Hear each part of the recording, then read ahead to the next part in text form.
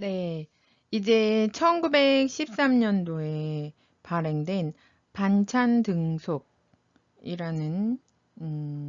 서적에 대해서 알아보도록 하겠습니다.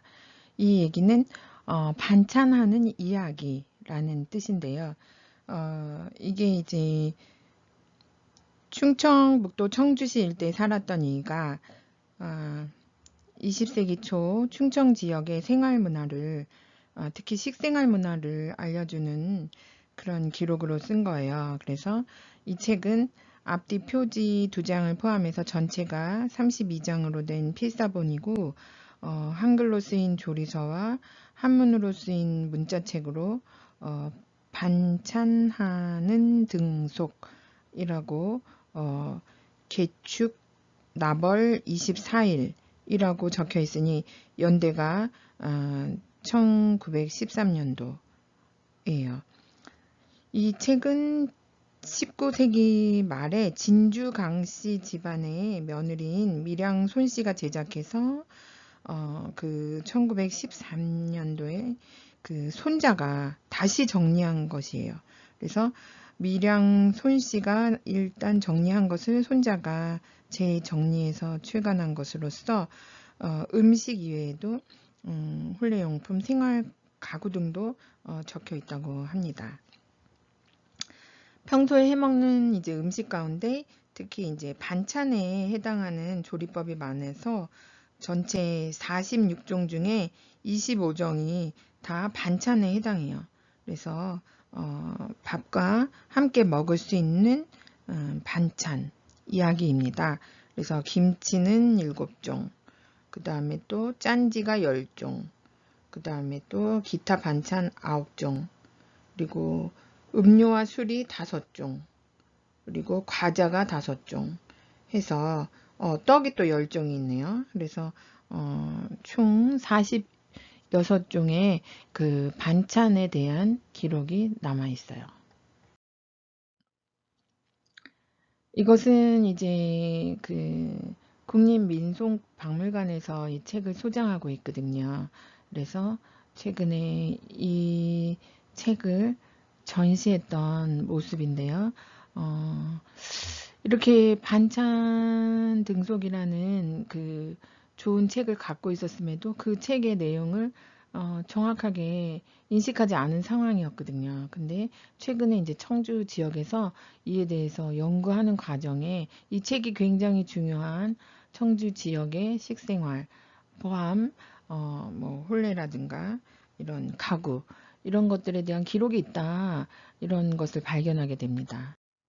하여서 이제 2014년도 2월 22일에서 3월 24일까지 국립청주박물관 기획전시실에서 반찬 한한 등속이라는 그 반찬하는 이야기 전시를 하게 되죠. 그러니까 음식 만드는 법 레시피가 적혀 있으니까 당연히 음식을 재현해서 그것을 보여주는 전시를 하게 되죠.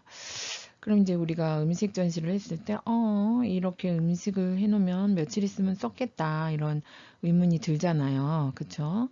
근데 이제 대부분 이런 음식들은, 이렇게 장기간 벌써 한 달 가까이 하는 거잖아요. 뭐, 한 3, 4일 정도? 간혹은 일주일 정도까지는 실물 음식을 전시할 수 있어요. 소금을 많이 넣고 썩지 않게 해갖고 실물로 전시한다든가 아니면 이제 이틀 정도 돼서 좀 냄새가 납니다. 그러면 이제 교체해 주거든요. 똑같은 그릇에다 똑같은 음식을 다시 만들어서. 그래서 이제 음식의 상태에 따라서 교체의 그 빈도가 달라져요. 잘 썩는 음식이 있고 그렇지 않은 음식이 있고. 그런데 이렇게 한 달 정도 전시실에서 해야 된다. 그럴 땐 모형을 만듭니다. 그래서 모형으로 음식 모양을 떠서 이렇게 플라스틱으로 제작을 하거든요. 그래서 이렇게 물론 이제 그릇은 다 진짜 그릇이죠. 도자기 그릇에 전시를 했습니다.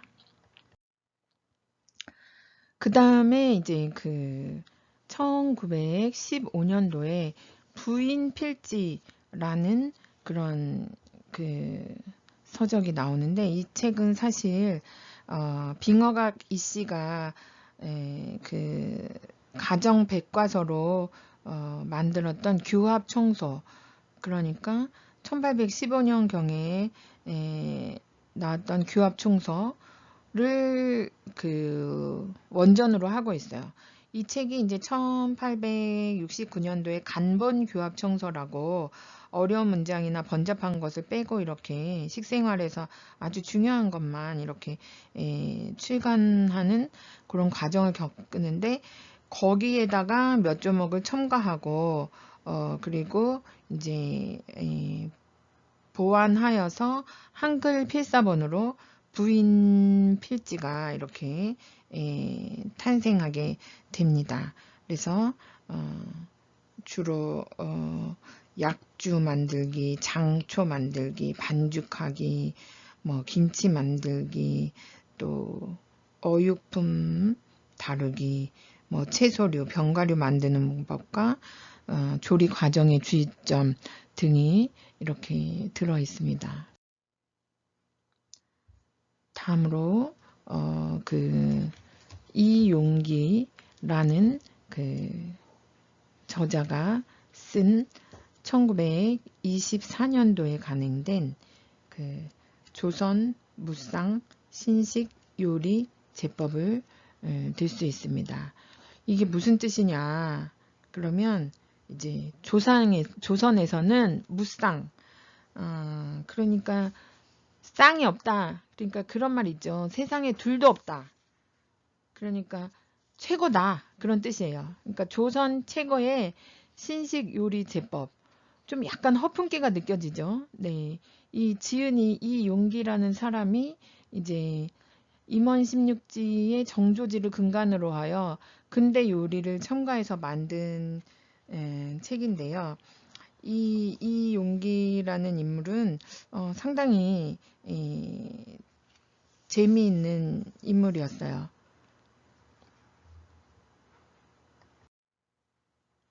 그래서 우리나라 최초로 칼라 도판을 사용해서 신설로, 여러분 혹시 신설로 드셔봤어요? 뭐 굉장히 그 그럴듯한 그릇에 있지만 사실 뭐 먹잘 거는 별로 없어요. 은행 좀 있고, 네, 해물 좀 있고, 그것도 국물이 또 풍성하냐? 그것도 아니고. 근데 일단 그릇이 좀 독특하잖아요. 그래서 궁중에서 사용했던 그런 신설로 그릇에다가 이렇게 먹게 되면 굉장히 이제 대접을 받는 듯하고 고급 음식점인 거죠. 그런데 이 이용기라는 인물은요, 상당히 재밌어요. 20세기 최초의 조선 미식가이자 풍류장이 이용기. 주영아 선생님은 이렇게 표현하는데요.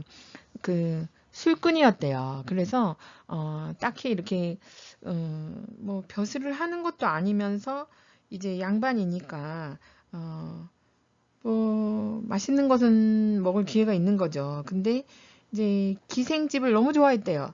그래서 기생집에 가갖고 맨날 노는 거예요. 근데 또 그렇다고 그냥 허당은 아니에요. 기생들이 막 노래를 한 것을 이제 또 막 이렇게 기록을 한 거예요. 그래서 교합악부라는 책을 남겨요. 그래서 국문학 연구자들 사이에서는 이 용기 그러면 교합악부의 저자 이렇게 알고 있거든요. 이 인물이 이렇게 이제 그 기생집을 넘나들면서 요리까지 연구한지는 국문학자들은 잘 몰라요.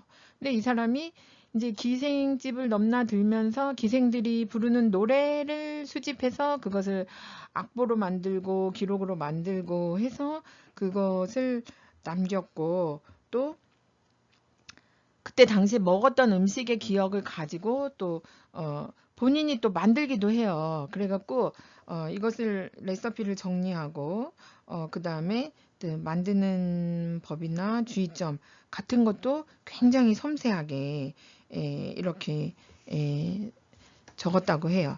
그래서 이에 대해서 이제 기록한 그 인물이 하나 있는데, 그 국문학자 신경숙이라는 그 그 학자가 이은상이 적은 글을 통해서 이용기의 일생을 다음과 같이 정리합니다. 이용기는 경성 토박이로 말년은 사직동에서 살았다. 젊어서부터 풍류를 좋아하여 오입쟁이로 일생을 살았다. 그러나 주색에 빠지는 방탕이나 활량은 아니고 기녀들을 상대하여 시가로 화답하는 풍류객으로 깨끗한 선비의 기질을 갖춘 얌전한 인물이었다. 실제 그는 최남선, 권상로, 이은상 등과 교유했으며 수안이나 처세술도 부릴 줄 몰랐고 가난했지만 친구들을 좋아했다. 그는 2권의 저술을 남겼다. 그중 하나가 상하 2권짜리 악부이다. 이 책은 10년 가까이 가요를 수집하고 수많은 누더기 종이를 덧대어 완성시킨 가요집이다.